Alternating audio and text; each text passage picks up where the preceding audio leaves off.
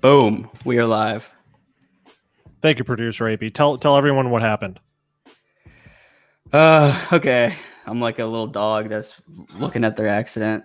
All right. So we have a new intro with the new time of this show. So we're starting at 1 p.m. now, and I have the video. Mm-hmm. I had to physically upload it though. And Physically. Sounds like hard work. And it didn't happen. We didn't do that. Now I can't hear you, Neil. Can you hear me? You can't. I can hear you clearly. I can't hear you. Well, wait, hold on. It might be YouTube might be able to hear you. Put a 1 in the chat if you can hear Neil. Because we had this problem last time where I couldn't hear someone on StreamYard, but really they were best media brand on the planet. Okay, I guess it's just me that I can't. All right, well, we can't have a conversation if you can't hear me, Aaron. This means back in your box. What's up, YouTube? I'm Neil Hamilton. This is Get Technical. That was producer Aaron Bree, the future of America. Hit that like button for Aaron Bree. We missed our intro video. Whatever, deal with it. Thanks for confirming our sound check. Just for folks that are watching right now and maybe later, if you're enjoying this while you sit back in your lazy boy and eat a TV dinner while watching The Price is Right, and you got us on your phone, hit that like button or this plant dies. You know what to do. I'll give you a second. It's underneath me right now. Hit the like button or the plant dies. This is a 1,000-year-old bonsai tree. Generations of caregivers have shaped this and fostered its growth, and you will put that to waste. It's a crime to do so. Hit the like button or it dies. And as I hold it up, leaves are falling everywhere, so the clock is ticking. You ever see the Karate Kid? Was it like Karate Kid 3 or something where they have the bonsai tree and like drops off a cliff and like climbs down to get it? Hit the like button or this thing ends up like the director's cut of Karate Kid 3. All right, guys, let's get right to it. What is this show about? The show's about finding great technical swing trades, as well as looking at some day trades from time to time. But you guys know I work full time, so I like to find those swings. I like to look at price structure. I trade crypto. I trade stocks. So let's get a couple. The first one I want to look at, I think, what the hell was it? I got an alert today that I was hitting my, is it CAD? No. CAR? No, definitely not. Although that looks like a nice little trend there. That was it. So this is Avis or however you pronounce it, but you all know what that is. What did I get? It was like Dan or Car. Man, I got a great price alert today, but guess you guys will miss out on it. Smash that like button and I might remember. Smash that like button and I might remember. Guys, what tickers are we looking at today? Let's check Twitter.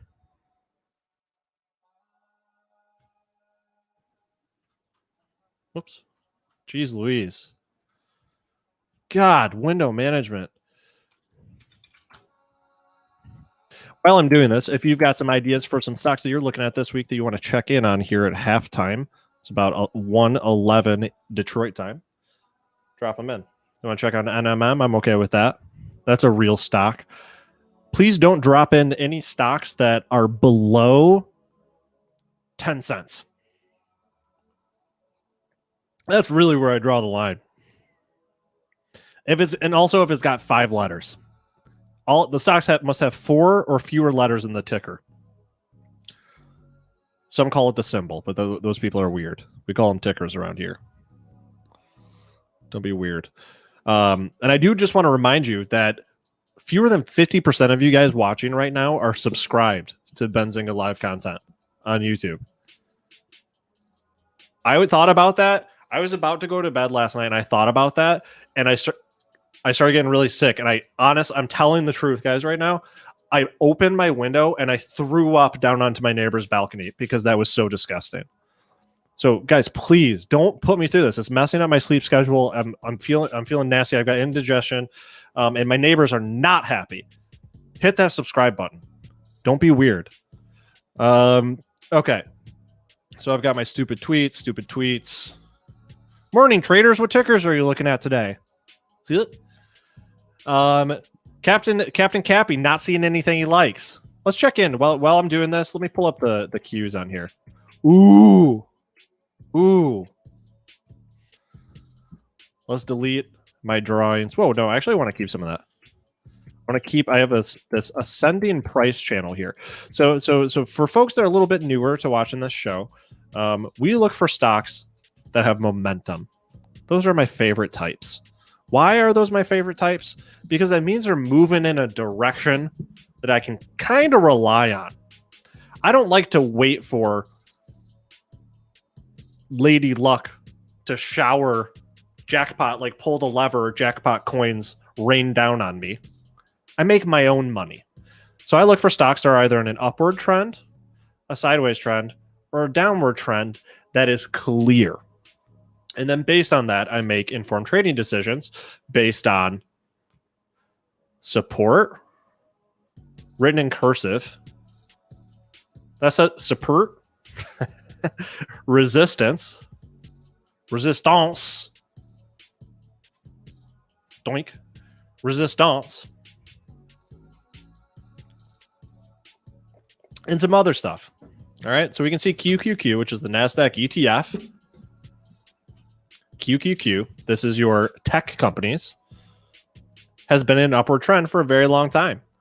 And all I've done here is take the low that we hit during the lowest point of the stock market, or at least the lowest point for QQQ, this ETF, in March of 2020, which was just the bottom of the sell-off during absolute COVID fears, when investors were terrified of what would happen to the economy. And then connected this line, the lower line. In fact, I'll draw this again. How about that? This is a parallel channel that I'm trying to draw to get an idea of the highs and the lows of our trend as the stock zigzags upward toward infinity. Ideally, depending on who's president and what they're telling you. Not that I'm into politics, so do not talk about politics. I don't trust politicians, and I trust people that talk about politicians a lot, even less. We don't do that here. So let me move these squiggly lines, and we can just focus on just trend. Just trend.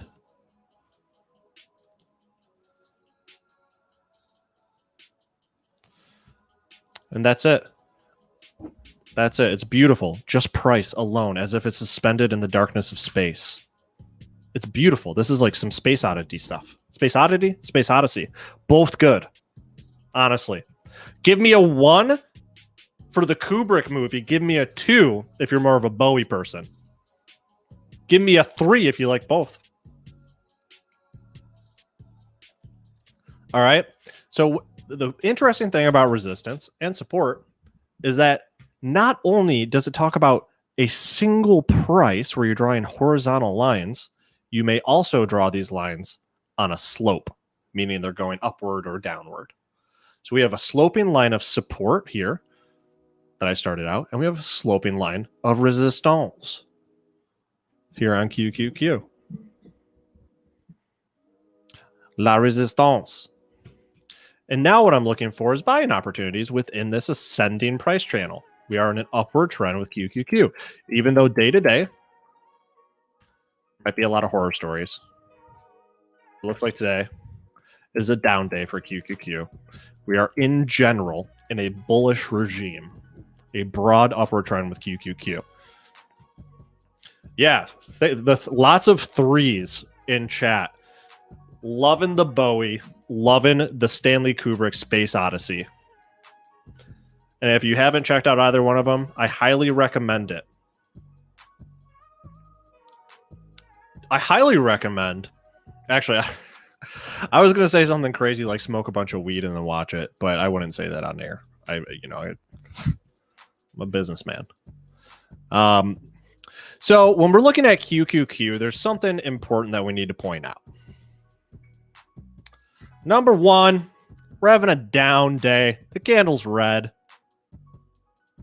And our previous support here was these two kind of twin candles here. I'm drawing a line there just to keep that in mind. But there's something else that's happening. There's something else that's happening.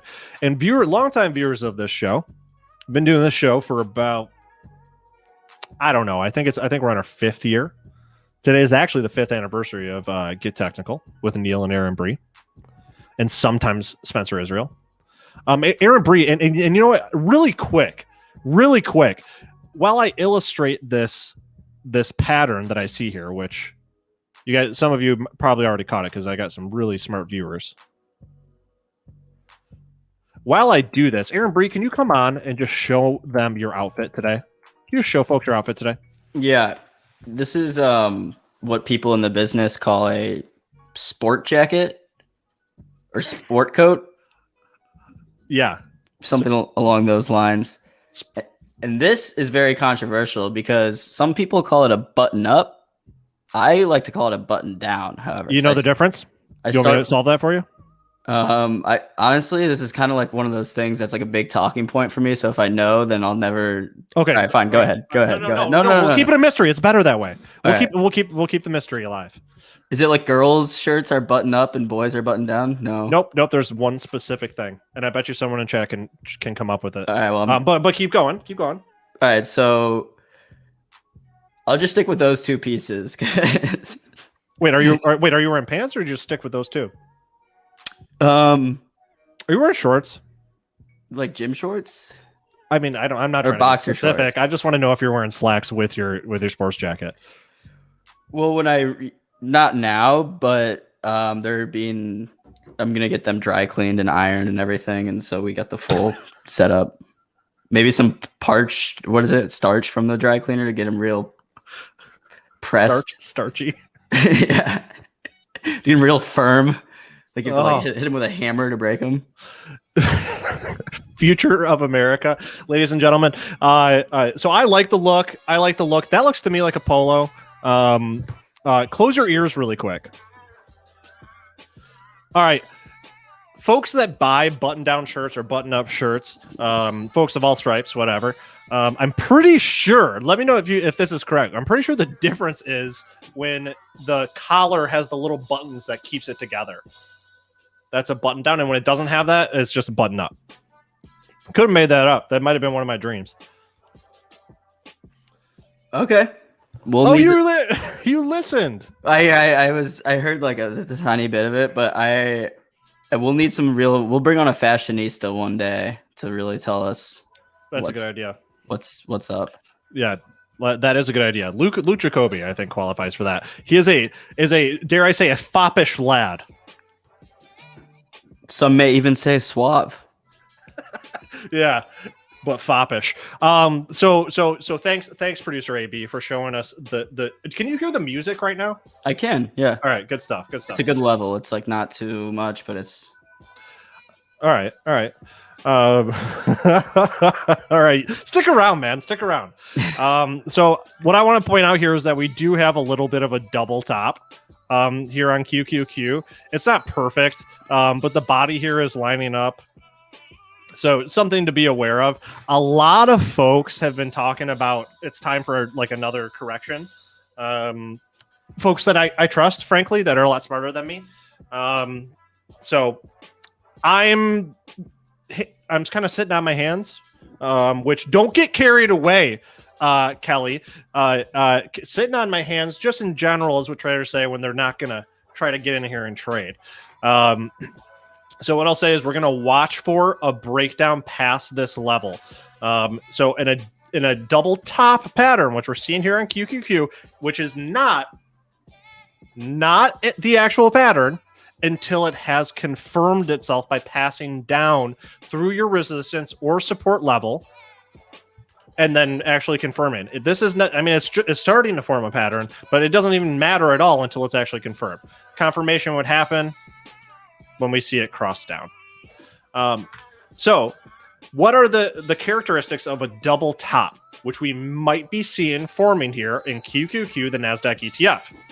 Number one is you need an established trend to reverse, right? Because a double top is what is known as a reversal pattern. So leading into this, we have that first criteria met. We have an upward trend, right? Going up. And now we're looking at a sign, a pattern that forms. Can we break past this level? We tried twice. Over a few days. We tried twice. Just could not get above 342.86, just about. If I hover over this candle, it'll tell me that the high there on the top left was about 342.80. Is that right? Yeah. So we were not able to get past that. Now, this doesn't mean short the markets, everyone freak out, blah, blah, blah. It means be careful. Be aware that we might be forming a double top reversal on our upward trend in QQQ that will start to kind of look dicey and be confirming when we cross below what we call the neckline or the key support level. So this key support level is right about at 333.90, 334. If we start to get a day candle close below this, I'm pretty confident that that's going to be a little reversal. And then, so when I want to measure how low it's going to go, because the next question is, well, how long is it going to go down? Well, you know that song? My humps? No. How low can you go? No. That's only the part I know. But I know the Black Eyed Peas, great song. I don't remember how it goes. Do you? I don't know if it's appropriate for me to sing it. What you think? Only women can sing "My Lovely Lady Lumps"? My humps, my humps, my humps, my humps. What? My lovely lady lumps. Yeah. Check it out. The boys that drive me crazy. I do it. All right. Anyway, back to stocks. So what we got here is a double top. And the way that you're gonna so the next question when you get a reversal is like, well, how low can it go? How long will it bleed? Well, technical analysis provides a way for us to get pretty close to approximate how far down it might go. So the first thing I'm going to do is draw my line here at resistance. And then I'm going to measure the swing high, which is the high of this little, what do we call this? What does this look like to you? What image comes to mind in organic life when you see this thing? AB, what do you see? What does this look like? This is like at the therapist when they give you a little ink splatter. It's a Rorschach test. What do you see? Your vocabulary is impeccable, by the way. No English major. Major, wow. I even majored in it. Wow. I see like two mountaintops. Nice. Yep, it is. Yep, definitely a set of mountaintops here. And so what we're going to do is go to the peak of the mountain and then measure down to the base of the mountain. Some call it, we got a pair of mountaintops here. Some call this the neckline. Neckline, rockin' pair of mountaintops. All right, and then we're going to take this line. This is the difference between the high and the low on our pattern. The low is defined by this crevasse, or the middle of this little M that we have. And then we're going to add this to the neckline. And let's take a look at where that gets us. Right about here.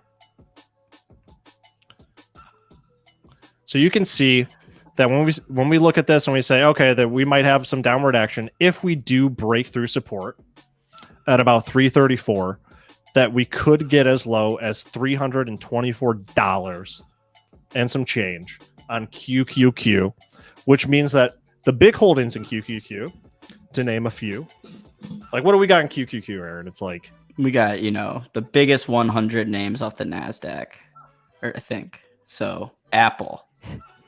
No, right? Yeah. Facebook. Yeah. Nvidia. Bring in Microsoft in there. We're talking big tech names. Exactly right. Are going to feel the effect of this action. So, and you can see this happens all the time. It's not just me, guys. It's not just me. I'm not magic. This happens all the time. The price change that we are sort of predicting. I don't want to say predicting because I'm not a fortune teller, right? I'm just doing what the chart says it may do. Lines up with things like previous resistance. So you can see that on April 1st of this year, the price just couldn't get higher than the line that I just drew, because I believe that if we do break down past support on QQQ, the NASDAQ ETF, that we'll get down here. So the price on your charts has memory. So these are levels to watch. This is also resistance back on the 20th of January. And then you can see that it's just about the resistance that was hit throughout this sort of sideways consolidation period from Feb 22 of this year all the way up until April 1st of this year. So what you can do is get yourself, oh my God, that was a gunshot. What you can do is get yourself a rectangle. Wait, like in the music or? Yeah, the music. Oh, okay, that's good. No, not here. So what you can do is get yourself a rectangle, which I'm getting from my paintbrush tool here on tradingview.com, and say this is our area of support, right? It's not going to be like a tight little line because markets are kind of organic. This is our area of support that we're looking for if we do enter a downward trend, a short-term downward trend in this pattern. Let's go full circle. It's very important when we tell stories. Producer AB, if you're going to be on your phone, get back in your box. So it's very important that we go full circle here. When we first started looking at QQQ, we were looking at this price channel that it was trading within. And remember, support and resistance are not just horizontal. They can also be angled or sloping. So we have our lower level of support and our upper level of resistance. So now, when we look at the damage, and I hesitate to say damage because corrections are healthy in markets. The key for you as an investor and or a trader is to be able to identify when it's going to happen or when it might happen and adjust your trading and investing accordingly, and not let fear or even greed motivate your decision making. So we look at this, we see that it might just get down to support. Who knows how long it would take? It'll probably look something more like this, right? But what I would expect is for this to continue, even if it gets a little bit outside, is for it to continue the broad trend that it's been in. And I think that lines up pretty nicely with that. Okay, guys, that is enough of me being pedantic. Just remember, I'm getting night sweats. I'm getting real uncomfortable and having to projectile vomit out my window onto my neighbor's balcony. They got kids, by the way, because only half of you are subscribed to our YouTube channel. That's crazy. That is crazy. So make sure you hit that subscribe button and hit the like, or this 1,000-year-old bonsai tree that has been passed down through generations of Hamiltons dies.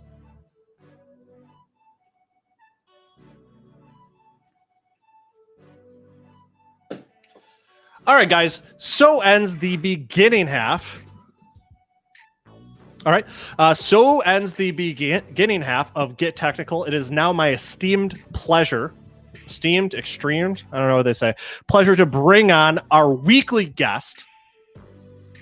And dude, okay. I gotta come clean. I'm gonna come clean. All right, since we're doing a little bit of therapy, Aaron. Chris, I know you're listening right now. I was talking to Aaron about this. I confided in him. I have been bouncing back and forth between pronouncing your last name different ways. And I set up a system where I just alternate between Capri and Capri every time I say it out loud on air. And I don't think that's the best system for us if we're going to continue this relationship. So I'm coming clean. I'm laying everything bare. I would love to welcome you onto the show. and have you set me straight. Let's get Chris and let him tell him straight from the source. He also wants to give some thoughts on QQQ. Excellent. Hi, How's Chris.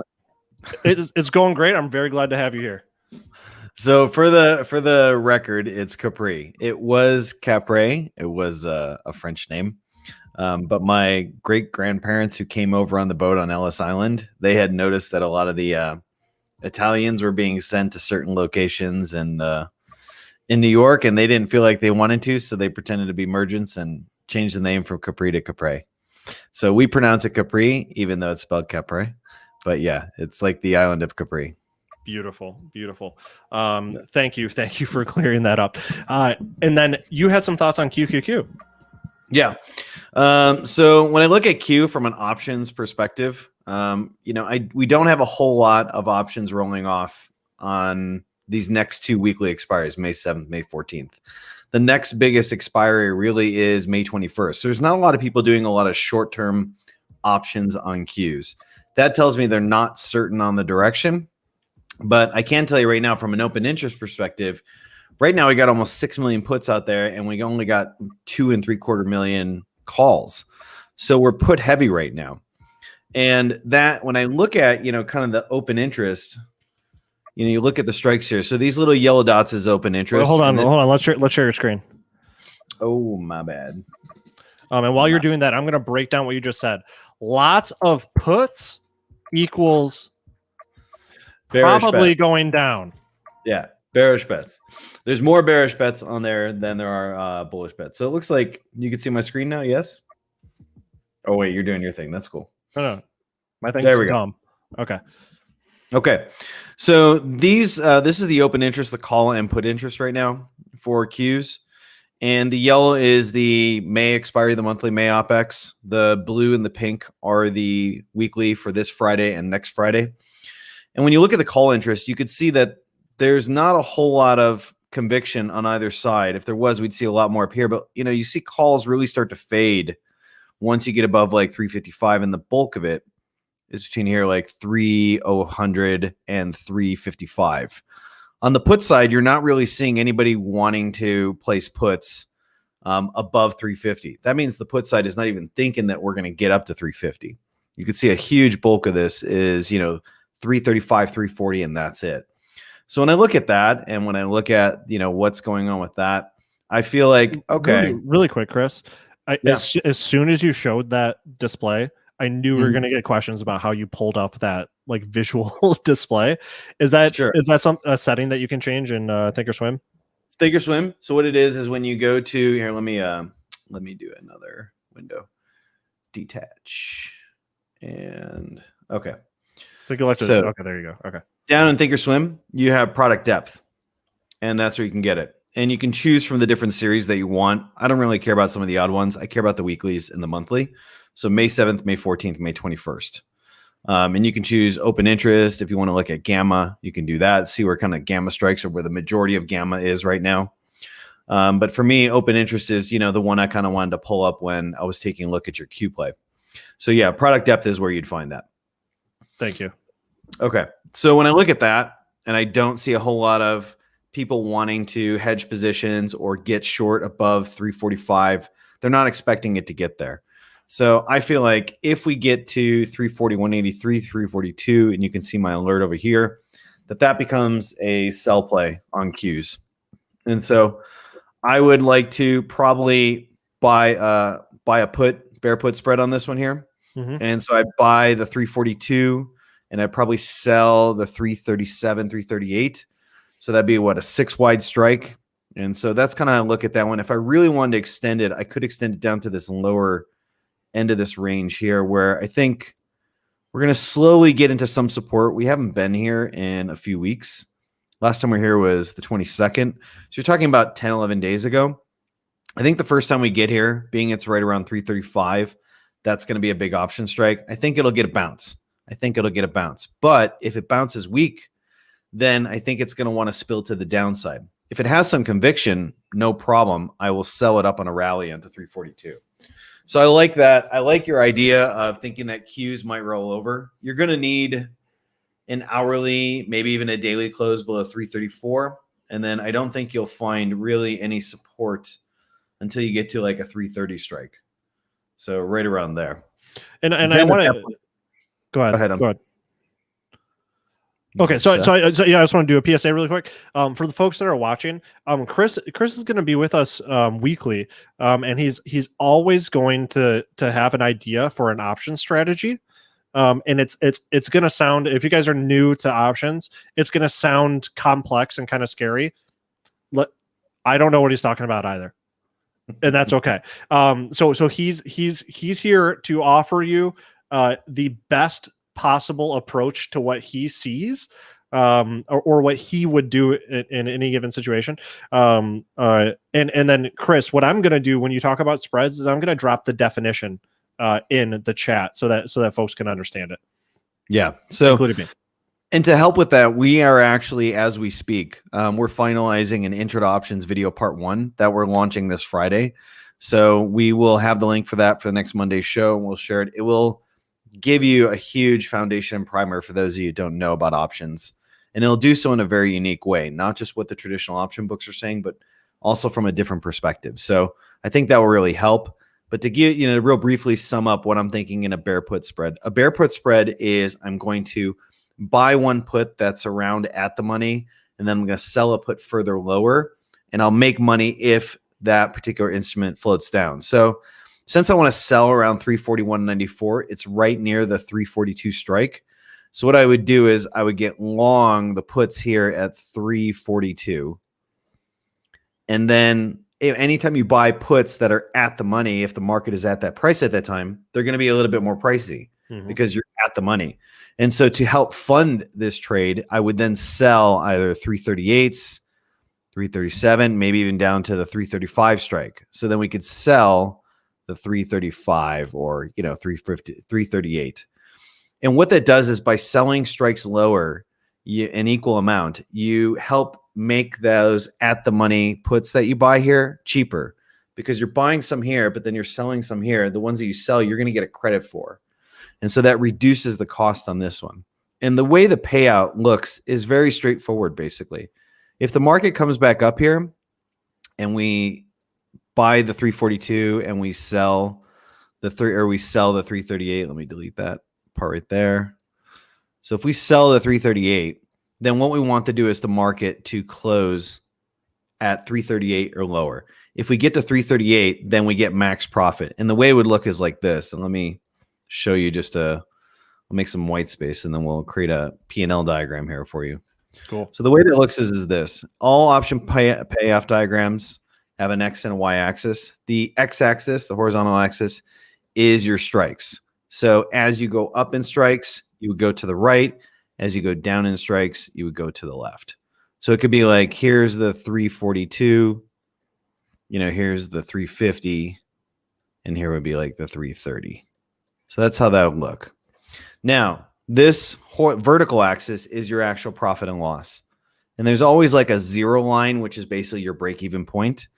And so the way this is work is if I'm buying the 342, let's say I pay $1.50 for it. Well, then what's going to happen is I'm going to start off in the negative because I'm buying the option. Anytime you buy an option, you're going to pay a premium, or almost all cases, you're going to pay a premium. And so I'm going to pay to get into this trade, but there's no more risk. Once I pay to get into the trade, I pay the premium. There's no more risk for me to get into the trade. What we want is for this to start to decline in price this way. And as soon as it hits like, say, 340, then this thing starts making money. So the payoff looks like this. If the price goes up, I don't lose any more money than what I paid out. If the price goes down, my payoff goes all the way to my lowest strike. And wherever my lowest strike is, in this case, the 337, then I max my payoff at that point. So looking at pricing on this one there, I could probably get in for about $1.50, and I could probably walk out with like a 350 credit. And in options language, when you say $1.50, each option contract means 100 shares. So you'd multiply $1.50 times 100 for one option contract. $1.50 times 100 shares would be 150 profit. 10 contracts is my standard, so that would be 1,500 to get into this. And so that's how that works in terms of when I talk about credits, $1.50, $2.50, $3.50 credit. That's what I'm talking about. So that's what I see on your cues. Can I jump into a few other option trades for today? Yes, please. Okay. LRCX, Lam Research. This is kind of part of the semiconductor space.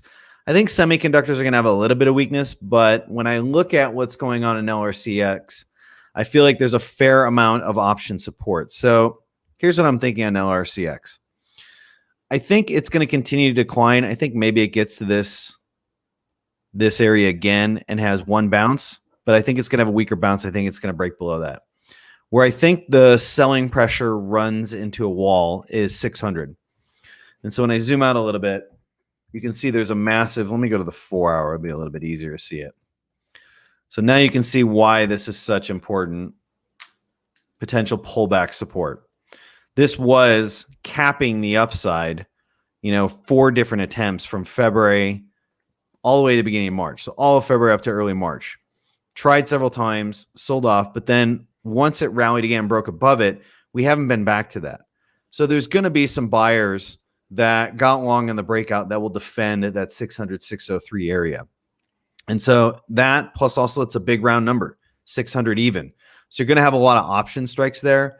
And I look for this to be supported on a pullback into this kind of 602, 603 area.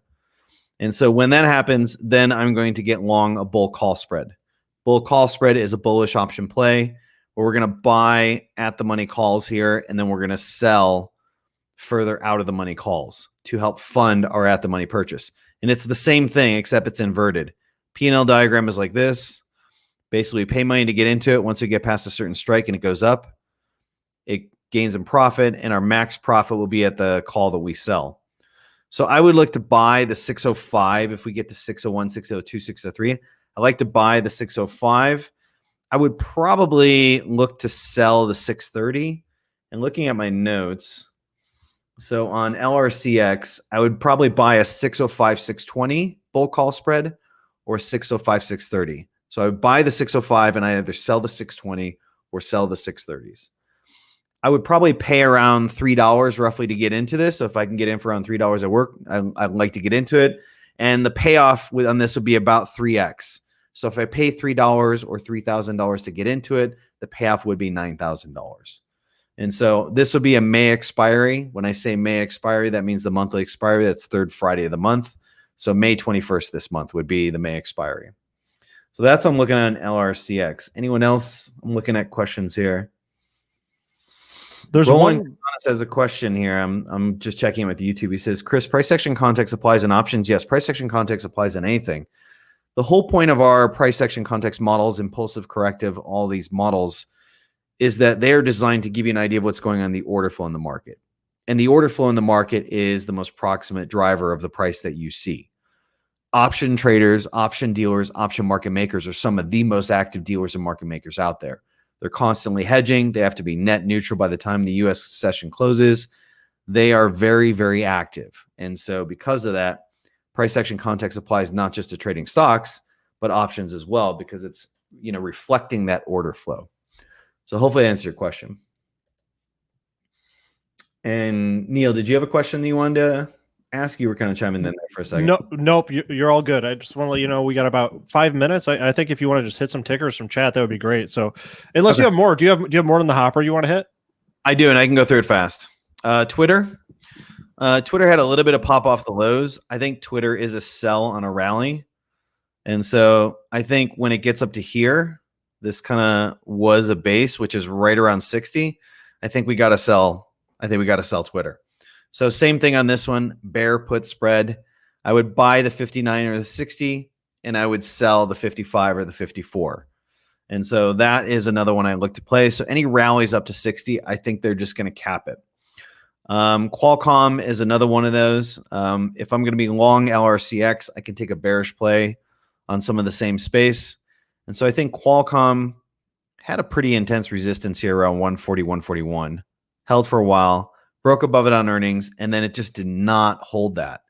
That tells me that it was well overvalued. It wasn't just to buy the news, sell the fact, but it was just well overvalued that it got immediately slammed below that.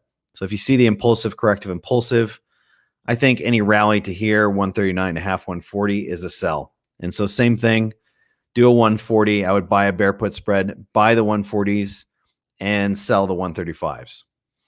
And then the last one I think I could probably roll with would be Disney.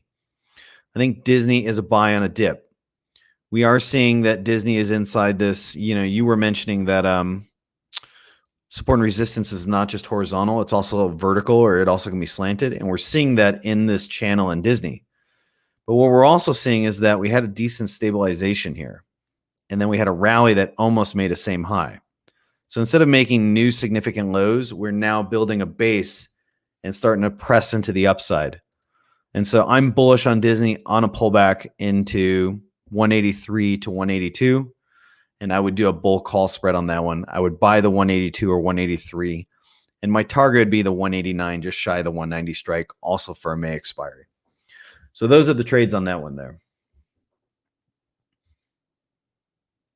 All right, I had to execute I had to add a stop loss to one I was looking at. Do you want to look really quick since we have? Well, actually, you know what? We got 2 minutes, so you've got a new course coming up, and I'm gonna take that, so we can have more conversations where I know what you're talking about.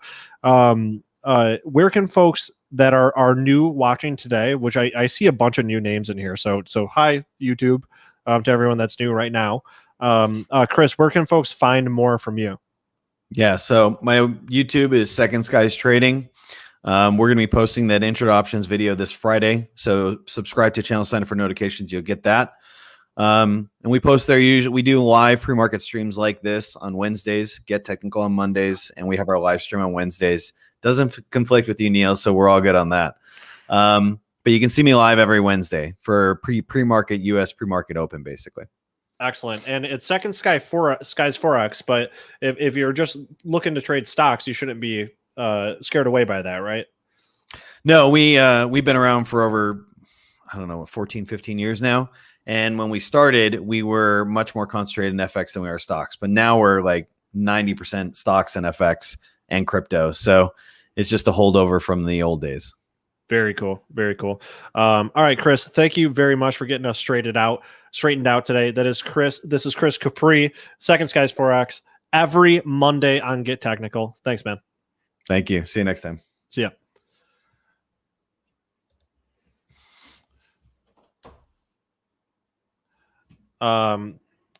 So he had to turn on his physical security thing there because producer AB is out there finding some pants to match his shirt.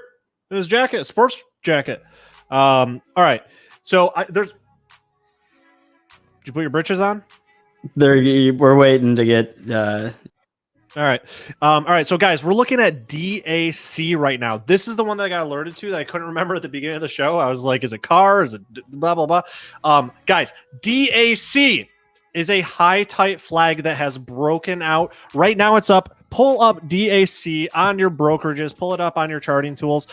It is on a breakout. Today it's up 14%. My price target for this stock is $30.93. Now, let's walk through why this is interesting to me and why I set this price alert. I'm looking at the weekly candles right now, and I'm going to take this thing right here. I'm going to move it. I'm looking at the weekly candles right now on Danao Corp. Someone tells me they're Greek. I don't know why. Because the last one I did was Greek. That's why I thought it was Greek. I don't know anything about the company. I don't care. All I know is all I care about is their sector, which is they're in shipping. So looking just at the price here, over the course of 1, 2, 3, 4, each one of these candles is a week. 4, 5, 6, 7, 8. The stock price for DAC went up over 100%. It actually went up about 121%. Now, usually when a stock goes up that much over that period of time, it sells off because everyone takes that tremendous profit. Wherever they got in, they're still getting huge amounts of profit. When it doesn't sell off, in fact, when the stock only goes down 25% or less, which this stock drooped down, you can see this red candle. It drooped down about 23.5%. That means that buyers are keeping that stock where it's at. So what this forms is what we call a high tight flag. And high tight flags are awesome. The only pattern that can rival a high tight flag, let me know in chat if you know it already. If you're going to beat me to it, that's great. That means you guys are learning. Is the rare Brazilian dog with toupee, which was first recognized by Brazilian soccer players in the 1800s. But it's very rare that you see that. But high tide flags also rare. So when we see these, we get ready for a move that is equivalent to this 100+% move added to the point of resistance, which you should see here. Let me zoom in. You should see here where the highest price that this stock was able to get to in this pattern was about $57.77. We add this line because this is the pole on our flag. We add this line up to that point of resistance, which I'm going to move down a little bit. And that's our price target, which is all the way up here. Now, how did I set up my trade? Which I entered while Chris was talking. Guys, you're going to say, don't chase. I'm taking this trade because I'm in it for the long run. I will hold this swing up and down as long as it doesn't break down a previous support. I will stay in this trade unless it shows me a reversal pattern. And I'm easing into it. So I go in at levels at $250, $500, and $1,000 when I'm entering common stock trades, because my account's not that big. That's commensurate to the amount of risk I want to put into any given single trade. And what I'll do is start off small and then pile in as it's going the direction I want it to go in. And if it breaks, so at any rate, we've got our high tight flag, and I set my line, my buy signal right at $58.59. I did get an alert this morning that it was crossing that level, but I ignored it because I was in the gym. There's nothing I could do. So this is the trade, guys. The profit potential, and what I would say is we want to trade on the close in general. The profit potential, if I were to have gotten into it this morning at my buy target, why am I using that? The profit potential at my buy target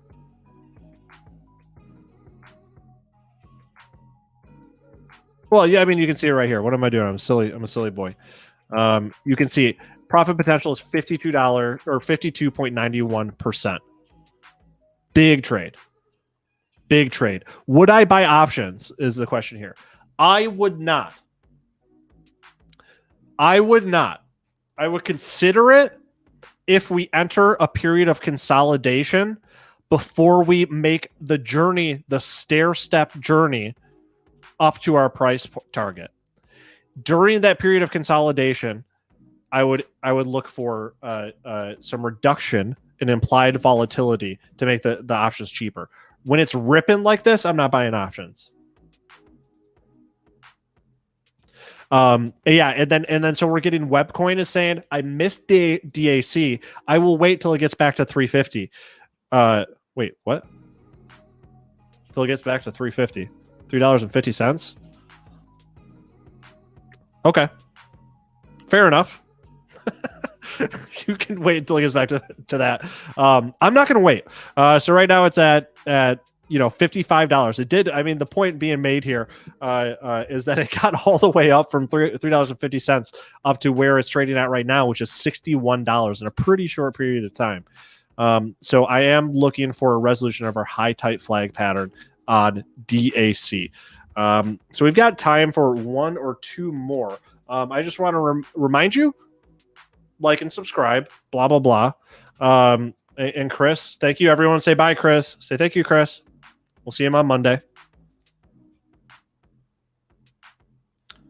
Maybe we'll get him. I don't know. We're really afraid because when you're a part of the Illuminati, they'll straight up put hits on you. And I'm allowed to say I'm part of the Illuminati. That's okay. Aaron. Look, my coat even has these little fancy buttons on it right here. Illuminati buttons. Those buttons, I can't do sports jackets that have the gold buttons. I mean, you're rocking it. But the reason I can't do it is because I feel like I work on a cruise ship. Nothing. I'm not derogating all my cruise ship viewers. No, we can't. I know we are broadcasted to over 1,000 cruise ships internationally. The show is. That was a big deal that Jason landed for us. After he landed the deal where we're on those little screens at gas stations when you're filling your gas. So hey everyone that's filling your gas right now. Yep. Thanks, Captain. All right. So cool. So yeah, let's would I say buy Chris? I don't know Chris, and I'm not sure if he would be agreeable to that transaction. So what stocks are we looking at? I've got about 1 minute left that I'll spend looking at stocks. Yell looks ready to go. Let's take a look at Yell. Yes, it does look ready to go. Why does Yell look ready to go? I'll tell you exactly why.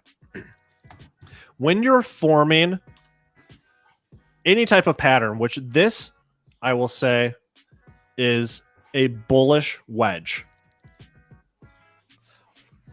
This is a bullish wedge here. And I'm just drawing my sloping line of resistance to the top. We're using the weekly, but looks a lot better with the day. Whew!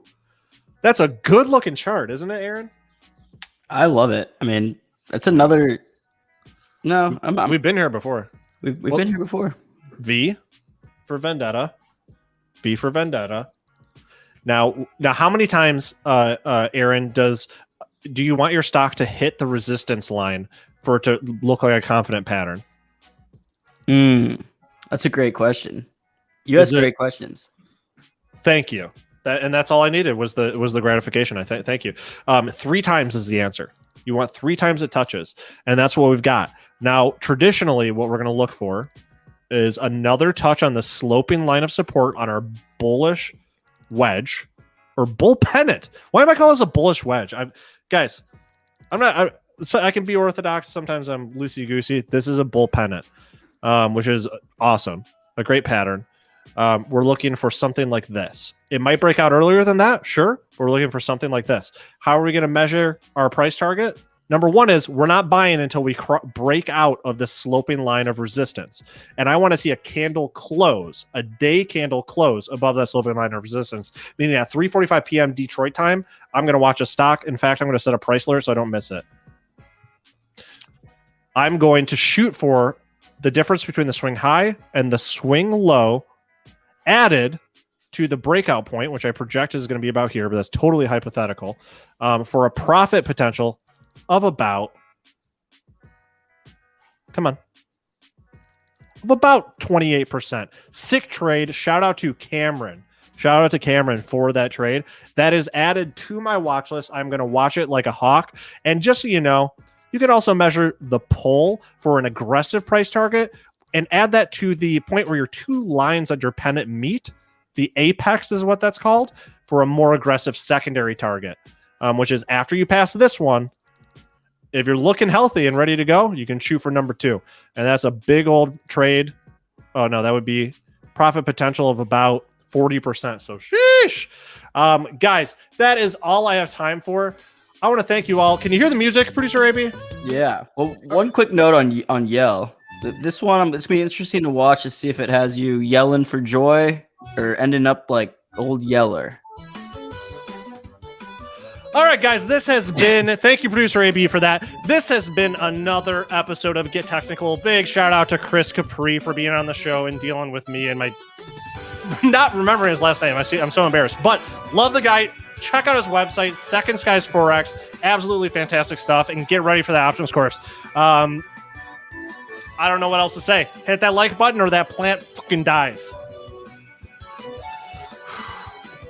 I don't know. Thanks for watching. This has been Get Technical. With me, as always, has been Producer AB. And, of course, I'm Neil Hamilton. Happy trading, folks. 3, 2, 1.